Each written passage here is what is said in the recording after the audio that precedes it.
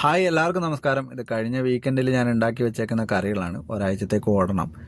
തക്കാളി തൊക്ക്, മീൻകറി, ചിക്കൻ, കൂണും ബ്രോക്കോളിയൊക്കെ ഇട്ട ഒരു സലാഡ്, വഴുതനങ്ങ മെഴുക്ക് വരട്ടിയത്, പിന്നെ അതുപോലെ തന്നെ ക്യാരറ്റും ബീൻസും കൂടെ ഇട്ടിട്ടുള്ള ഒരു തോരനുമാണുള്ളത്.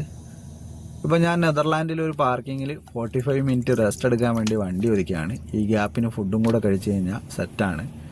അപ്പോൾ ഇതൊക്കെ സെപ്പറേറ്റ് ചൂടാക്കി എടുക്കുക എന്ന് പറയുന്നത് വലിയൊരു ടാസ്ക്കാണ്, ഒരുപാട് സമയം പിടിക്കും. അതുകൊണ്ട് ഞാൻ ചെയ്യുന്ന പരിപാടി ഇതാണ്. നമുക്ക് കഴിക്കാനുള്ള പാത്രത്തിലേക്ക് ഇതെല്ലാം വിളമ്പും. പിന്നെ എൻ്റെ തവയിലേക്ക് കുറച്ച് വെള്ളം ഒഴിച്ച് ഇതേപോലെ പാത്രം ഇറക്കി വെക്കും. എന്നിട്ട് മൂടി വെച്ചിട്ടൊരു 10 മിനിറ്റോളം അതൊന്ന് ചൂടാക്കും.